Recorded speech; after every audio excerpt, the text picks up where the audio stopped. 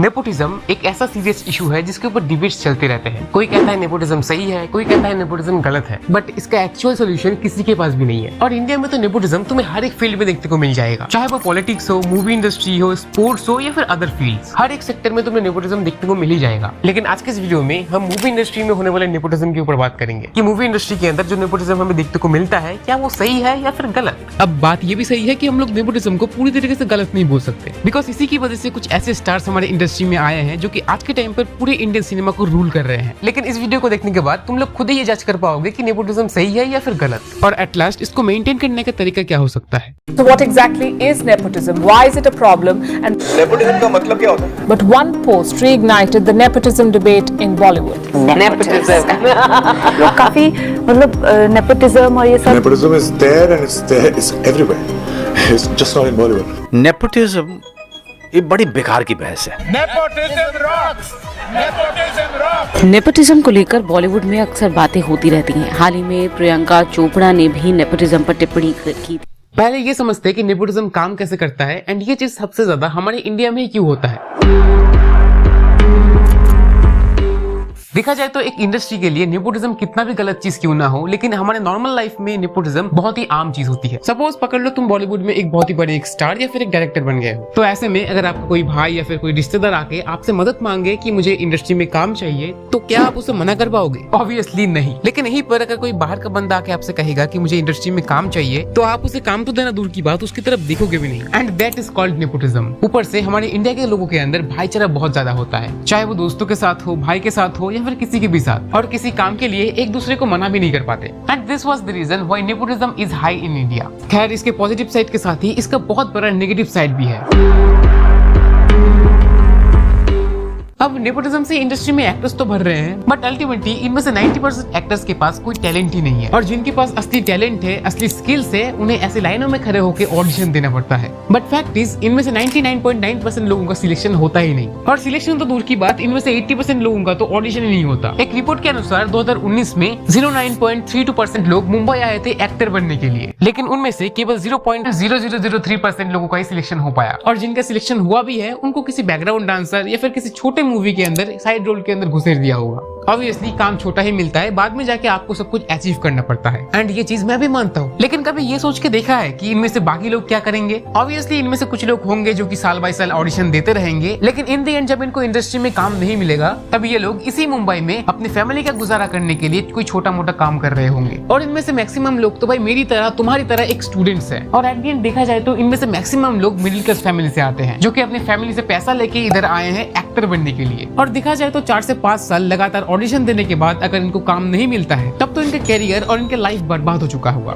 लेकिन यहीं पर एक एक्टर के जान पहचान के लोगों को या फिर एक स्टार किड को एक मूवी पाने के लिए इतना मेहनत नहीं करना पड़ता, और अल्टीमेटली इन जैसे स्टार किड्स को काम देने के बाद बॉलीवुड के पास कोई मूवी बचती नहीं है जिनके अंदर ये न्यूली एक्टर्स को काम दे पाए। And this is the dark reality of nepotism.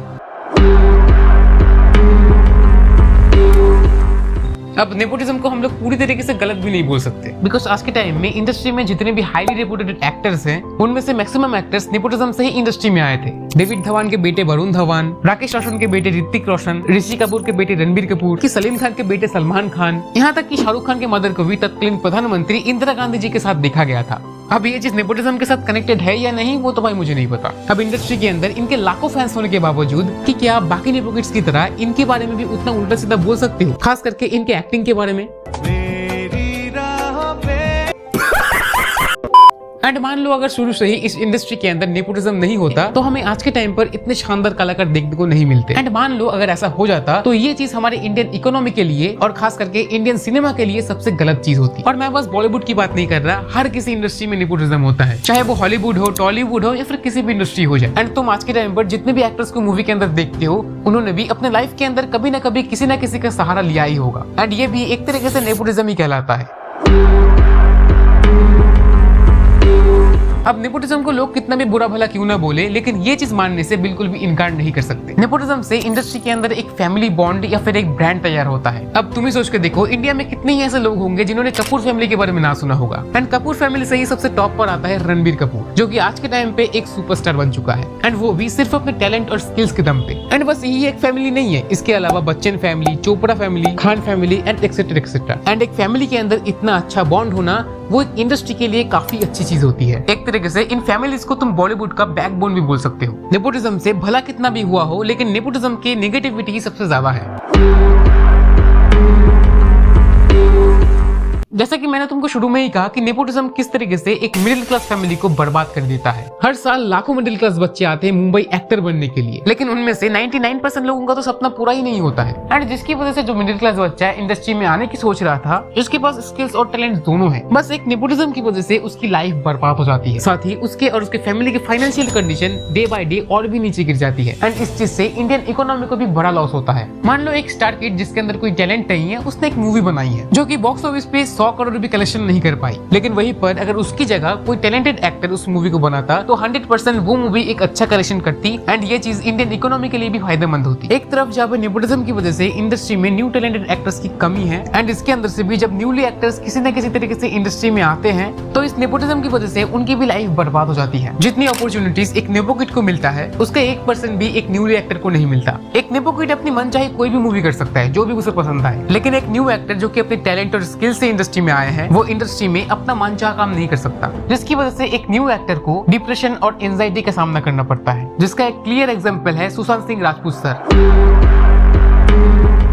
अब इतना सारा कुछ सोचने और समझने के बाद भी हम लोग नेपोटिज्म को बंद नहीं कर सकते। अब अगर कोई न्यू एक्टर इंडस्ट्री में आया है और आगे जाके अगर वो भी एक बड़ा स्टार बनता है, तो ऑब्वियसली वो तो यही चाहेगा कि मेरा बेटा या फिर मेरी बेटी भी इसी इंडस्ट्री में एक बड़े मुकाम पर पहुंचे। तो नेपोटिज्म को जड़ से उखाड़ना नामुमकिन है। अब इतना सारा कुछ देखने के बाद इसको लेके मेरे पास एक ही कंक्लूजन है, और वो ये है कि एक्टर सिलेक्शन के टाइम पे, मतलब ऑडिशन के टाइम पे एक रूल बनाना चाहिए कि इतने परसेंटेज लोग इंडस्ट्री में नेपोटिज्म से आएंगे एंड इतने परसेंटेज न्यूली एक्टर्स इंडस्ट्री में आएंगे जो कि अपना स्किल और टैलेंट दिखा के आएंगे। एंड इसके लिए हर एक इंडस्ट्री को ये चीज सोचना पड़ेगा कि हम उसको मेंटेन कैसे करेंगे। सो आई होप तुम्हें ये वीडियो पसंद आई होगी, और इसके बारे में तुम्हारे क्या थॉट्स है मुझे कमेंट में जरूर बताना।